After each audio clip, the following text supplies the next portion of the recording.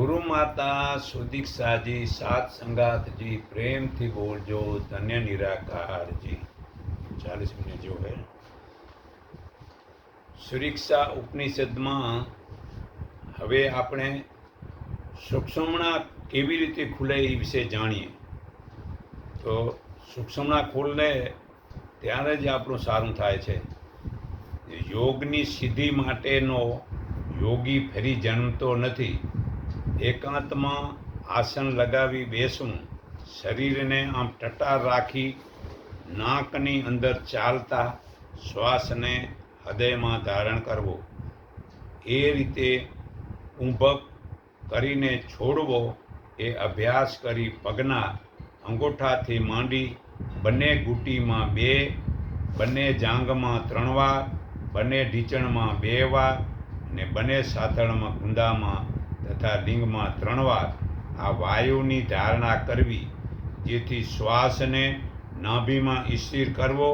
તેથી સુષુમ્ના ખુલે છે. સુષુમ્ના આમ નાકમાં બંને બાજુ શ્વાસ એક સરખો આવે એને ખુલ્યો કહેવાય. ત્યારે સૂક્ષ્મ લાલ, પીળો, કાળો વગેરે રંગ કપાળે દેખાશે. તે હૃદયમાં આત્માનું સ્થાન છે. તે કમળનો પ્રકાશ છે. પછી કંઠમાં આવે છે. પછી મન વડે જે નામ તથા રૂપ બને છે તેને છોડીને બ્રહ્મને પામે છે. તેને શબ્દને છોડીને સર્વ બંધનોથી તરી જાય છે. તે યોગી સર્વે કર્મો પ્રાણાયામ વડે બાળીને સર્વે એષણાઓ છોડીને અમર પામે છે. એમ સંસારને છેદી નાખ્યા પછી, એટલે સંસારને નાશ કર્યા પછી તે બંધાતો નથી. સર્વ ઉપનિષદ સર્વસારનો ઉપનિષદમાં જુઓ. બંધન શું, મોક્ષ શું, વિદ્યા શું અને અવિદ્યા શું? અવિદ્યા કોને કહેવાય?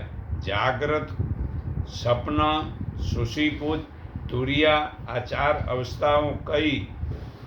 મનોમય કોષ કયો? પ્રાણમય કોષ કયો? અન્નમય કોષ કયો? વિજ્ઞાનમય કોષ કયો? આનંદમય કોષ? એ 5 કોષ કયા કયા? કરતા જીવ અને પંચવર્ગ, ક્ષેત્રક, સાક્ષી, કુટસ્થ અને અંતર્યામીનો અર્થ શો? અને જીવાત્મા, પરમાત્મા, માયા એ તત્વો કયા છે તે જાણો. હવે પહેલું બંધન વિશે જાણો. આત્મા જ ઈશ્વર અને જીવરૂપ છે, છતાં તે આત્મા હું નથી એવા શરીર વગેરેમાં જીવને જે અહંકાર ભાવ થાય છે તે જીવાત્માનું બંધન છે. હવે મોક્ષ વિશે જાણો. જેનો અહંકાર ભાવ નીકળી જવો તે જ મોક્ષ છે. હવે વિદ્યા વિશે જાણો. એ અહંકાર ભાવ નીકળી જાય તે વિદ્યા કહેવાય છે. ત્રીજું અવિદ્યા વિશે જાણો. જે અહંકાર ભાવને જે ઉપજાવે છે તે અવિદ્યા કહેવાય છે. હવે જાગ્રત વિશે જાણો. સૂર્ય વગેરે દેવતાઓની શક્તિઓ દ્વારા મન, બુદ્ધિ, ચિત્ત, અહંકાર અને 10 ઇન્દ્રિયો આ 14 વડે જે અવસ્થામાં આત્મા શબ્દ, સ્પર્શ, રૂપ, રસ અને ગંધ વડે સ્થૂળ વિષયોને ભોગવે છે તે અવસ્થા આત્માની અવસ્થા કહેવાય છે. કઈ? તો કે જાગ્રત અવસ્થા આત્માની કહેવાય છે. તો હવે સ્વપ્ન અવસ્થા વિશે જાણો. શબ્દ, સ્પર્શ, રૂપ, રસ ને ગંધના વિષયોને ન જોવા, ન હોવા છતાં, એ વિષયો ન હોવા છતાં જાગ્રત અવસ્થાની રહી ગયેલી વાસનાનો કારણે મન, બુદ્ધિ, ચિત્ત ને અહંકાર આ 14 કારણો વડે આ અવસ્થાઓમાં શબ્દ વગેરે વાસનામાં વિષયોને જીવ કહેવાય છે. તે અવસ્થા આત્માની સુષુપ્ત અવસ્થા, આ સ્વપ્ન અવસ્થા કહેવાય છે. હવે સુષુપ્ત વિશે જાણો. 14 ઇન્દ્રિયો શાંત થાય છે. જે બહુ જ ભૂલાઈ જાય છે ત્યારે તે આત્માની સુષુપ્ત અવસ્થા કહેવાય છે. હવે તુરિયા અવસ્થા વિશે જાણીએ. આ ત્રણેય અવસ્થાઓને છોડીને હું સાક્ષી ચેતન છું તે તુરિયા અવસ્થા કહેવાય છે. હવે અન્નમય કોષ વિશે જાણો. અન્ન વડે શરીરના કોષોનું સૂક્ષ્મથી શરીર બને છે અને અન્નમય કોષ કહેવાય છે. હવે પ્રાણમય કોષ વિશે જાણો. પ્રાણ વગેરે 14 પ્રકારના વાયુ એ અન્નમય કોષમાં સંચાર કરે છે ત્યારે તે પ્રાણમય કોષ કહેવાય છે. મનોમય કોષ વિશે જાણો. આ બે કોષની અંદર રહેલી મન વગેરે 14 ઇન્દ્રિયો વડે જ્યારે આત્મા શબ્દ વગેરે વિષયોનો વિચારો કરે છે ત્યારે મનોમય કોષ કહેવાય છે. હવે વિજ્ઞાનમય કોષ વિશે જાણો. આત્મા આ ત્રણેય કોષની સાથે જોડાઈને બુદ્ધિ વડે જે જાણે છે તે વિજ્ઞાનમય કોષ કહેવાય છે. હવે આનંદમય કોષ વિશે જાણો. આ 4 કોષો સાથે આત્મા અજ્ઞાનમાં રહે છે તે આનંદમય કોષ કહેવાય છે. હવે જીવ કર્તા વિશે જાણો. સુખ દુઃખ તજવા માટે જે ક્રિયાઓ કરે છે તેને જીવ કર્તા કહેવાય છે. હવે પંચવર્ગ વિશે જાણો. મન વગેરે, પ્રાણ વગેરે, ઈચ્છા વગેરે, સત્ય વગેરે અને પુણ્ય વગેરેના 5 સમૂહોના પંચવર્ગ કહેવાય છે. હવે ક્ષેત્રજ્ઞ વિશે જાણો. મન વગેરે સૂક્ષ્મ તત્વોની ઉત્પત્તિ આત્માને દરરોજ વળગેલી લાગે છે. તે શરીરમાં જ ચેતન દેખાય છે તેને ક્ષેત્રજ્ઞ એટલે આ શરીર કહેવાય છે. હવે સાક્ષી વિશે જાણો. જ્ઞાતા જ્ઞાન અને ગાયની ઉત્પત્તિને તથા લયને જે જાણે છે છતાં પોતે ઉત્પત્તિ અને લય વિનાનો સવય પ્રકાશ આત્માનો સાક્ષી કહેવાય છે.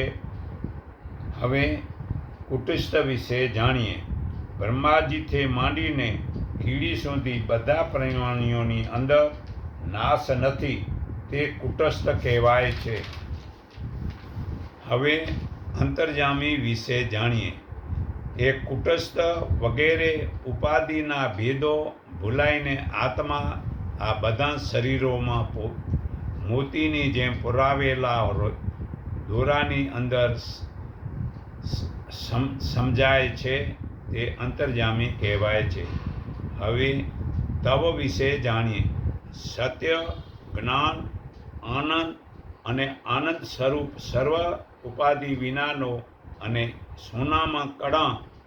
સોનામાંથી જેમ કણા વગેરે બને છે, ઘાટ બને છે, તે ઘાટ વિનાનો બને છે તે જ્ઞાન ચેતન આત્માનું થાય છે ત્યારે તે તવ પદાર્થ કહેવાય છે.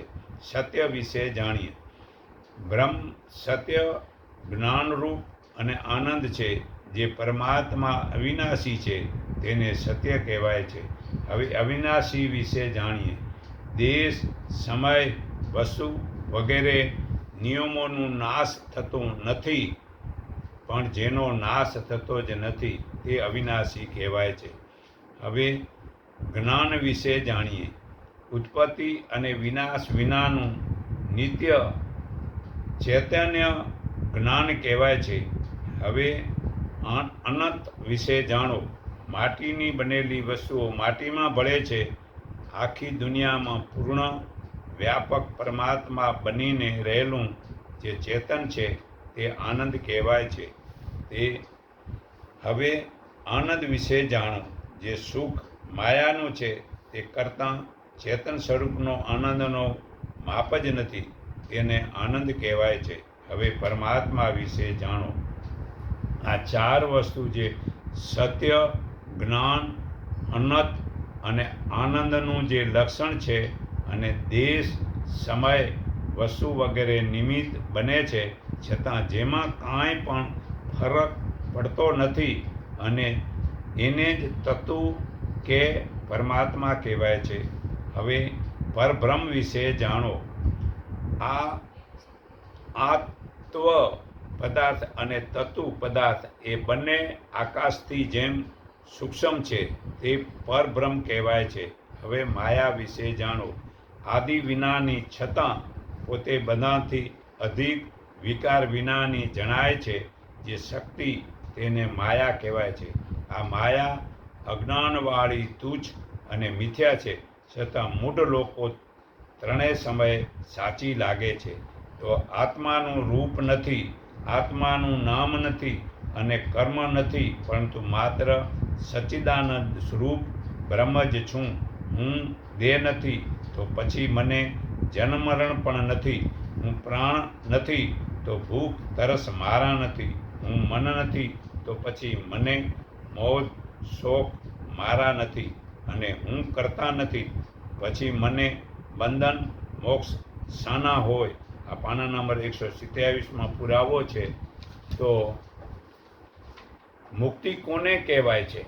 મુક્તિ માટે ઈમાનદારી કરીને છળ કપટ વેર ઈર્ષા વગેરે છોડવાથી મુક્તિ મળે છે. તો મુક્તિના સાધન જાણો.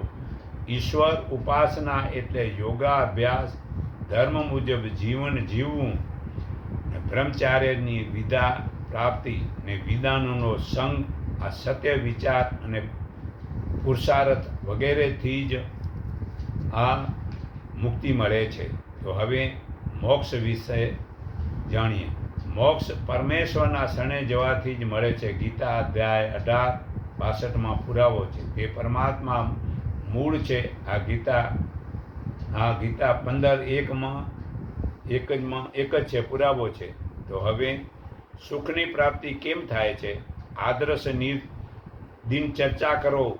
સવારે 4 વાગે ઉઠવાથી અને ભ્રમણ કરવાથી, વ્યાયામ કરવાથી, પછી સ્નાન, યજ્ઞ, ઈશ્વરની ઉપાસના અને ઉત્તમ પુસ્તકોનો સ્વાધ્યાય કરવાથી, સત્યનું પાલન કરવું, વેર ઈચ્છા છોડીને ઈમાનદારીથી શુદ્ધ વ્યવહાર કરવો, બીજાનું ધન કે બીજાનો અધિકાર ન લેવો, સમાજ રાષ્ટ્રની ઉન્નતિ માટે એક જ સંગઠન, ધ્યાન, તપ, ત્યાગ, સેવાની ભાવના એવી મિટિંગોમાં જાહેર કરવું, ઉત્તમ કર્મ કરવા, જે ખરાબ કર્મોને છોડી દેવા, ને સાત્વિક ભોજન, મધુર વ્યવહાર, આત્મનિરીક્ષણ, વિધાનોનો સત્સંગ, ઉત્તમ ગુણ કર્મ સ્વભાવવાળા જીવનમાં ઉતારવાના માટે ધ્યાન, તપ, ચિંતન અને પરોપકારથી નર્મતા વગેરેની સુખની પ્રાપ્તિ થાય છે.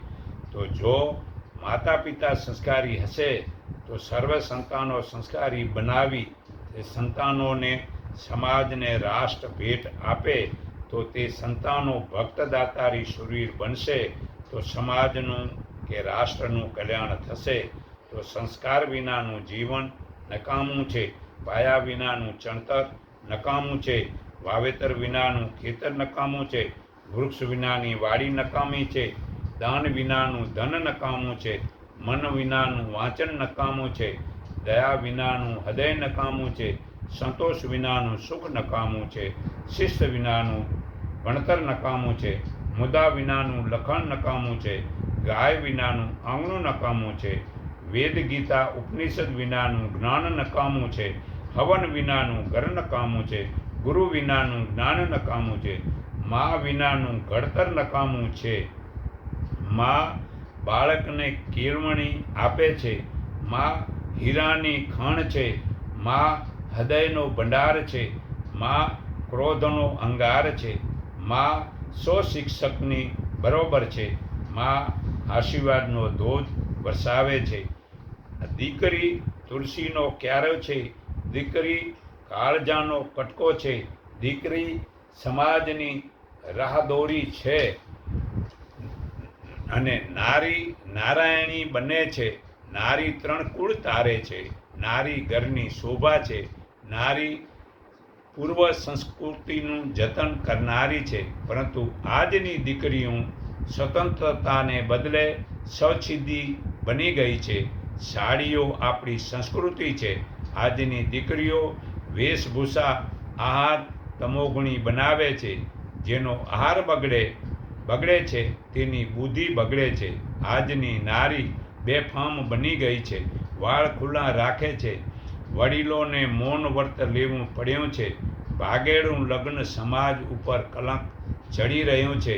સમાજના ભાઈ જાગો, તે મિટિંગોમાં સંસ્કાર માટે વિચારો હવે બેહદ થઈ ગઈ છે.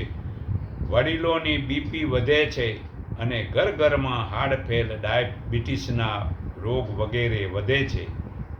રસોડામાં કુકરે સત્ય આર બગાડ્યો, તેવા આરથી ધર્મની સંસ્કૃતિ બગડે છે તેવું મિટિંગોમાં પ્રચાર કરો. સાવ રાક્ષસ વૃત્તિ, પાખંડ, વિદેશી નકલમાં લગ્ન કરવા, જન્મદિવસ ઉજવવો, ક્રિકેટ રમવું વગેરે થાય છે. ખરેખર સાચા નિયમ ધર્મની સ્થાપના કરી આપણી પૂર્વની સંસ્કૃતિનું જતન કરીએ અને સાત્વિક આહાર લઈએ. ટીવીએ સમય બગાડ્યો અને બીજું મન બગાડ્યું. કુકરે ફ્રીજે શરીર બગાડ્યું અને મોબાઈલે દીકરી બગાડી. તો ઘરમાં વ્યસન ફેશન નથી કરવું. નસબંધી ઓપરેશન કરાવી ભૂંડત્યાનું પાપ વધે છે. નસબંધી કે ઓપરેશનવાળા નપુંસક હિજડા વડે પિતૃઓને પિંડ પાણી મળતું નથી. મુસલમાન નસબંધી કે ઓપરેશન કરાવતા નથી. મુસલમાન કહે છે કે સંતાન થવા તે ખુદાનું વિધાન છે. તો શું હિન્દુઓને ભગવાનની ભલામણ નથી? ગીતા અધ્યાય 7:11 ધર્મ અનુકૂળ કામ તે પણ ભગવાનની ભલામણ છે. ગાયોની હત્યાની સંખ્યા વધશે તો પાપ વધશે. આ ઘરગથ્થુ સંસાર પાના નંબર 103 પુરાવો છે. તો જુઓ, રામે કે સીતાએ નસબંધી કે ઓપરેશન કરાયું નહોતું. તેમણે સંયમ રાખ્યા હતા. સાત્વિક આહારથી સંયમનું પાલન થશે ને સંતાનો ભક્તદાતારી શરીર જો બનશે તો જગતમાં ઈમાનદારીનું વર્તનથી રાષ્ટ્રનું કલ્યાણ થશે. જ્ઞાન માટે સમજો, જે આંખે દેખાય છે તે માયા શક્તિ જળ વસ્તુ છે અને આત્મા ચેતન છે. આ ગીતા અધ્યાય 7 શ્લોક 4 પુરાવો છે. તે આત્મા શરીરમાં છે અને પરમાત્મા બહાર છે. તે સૂક્ષ્મ છે. ગીતા અધ્યાય 16 પુરાવો છે. તે પરમાત્મા એક જ છે અને દેખાય છે તે શરીરવાળા દેવી દેવતા ભગવાન નથી, પરંતુ તે પરમાત્માની વિભૂતિ છે, જે વિષ્ણુ, શંકર, ઇન્દ્ર, રામ વગેરે. ગીતા અધ્યાય 10, 18-42 પુરાવો છે. તો વિભૂતિઓને પરમાત્માએ આ સંસારમાં જે પાત્રનો રોલ ભજવા મોકલે છે તે સંસાર પાત્રનો રોલ ભજવી ચાલ્યા ગયા અને તેની મૂર્તિઓ બનાવી તે ભગવાન માનો છો. તે ભગવાન નથી. જે નિરાકાર ભગવાન હજરા હજુર છે તેના દર્શન સદ્ગુરુ કરાવે છે.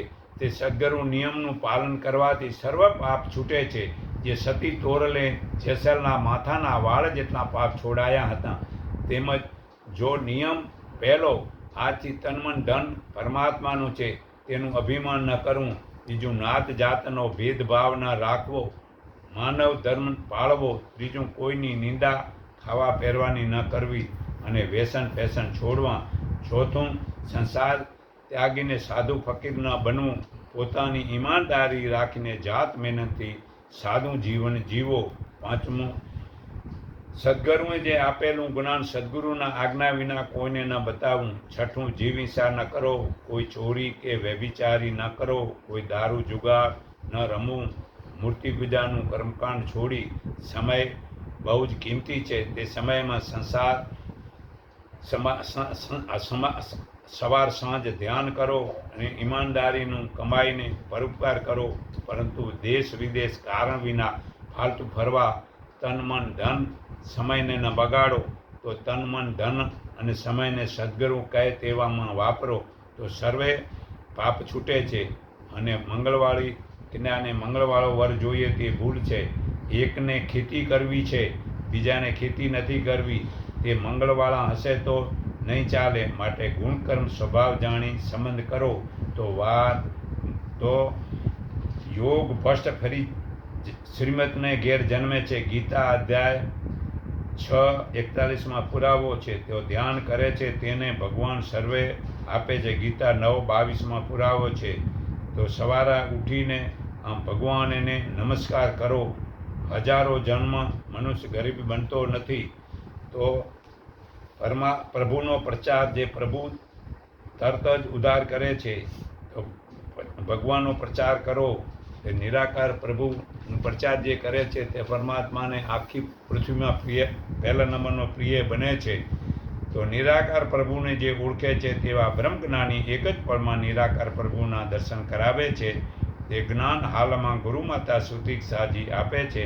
તે નિરાકાર પ્રભુનું જ્ઞાન સંત પ્રકાશ નિરાકારી મંડળ ઇન્ડિકેપ 3 રસ્તા માયા સિનેમા રોડ, કુબેરનગર, અમદાવાદમાં મળે છે રવિવારના સવારના.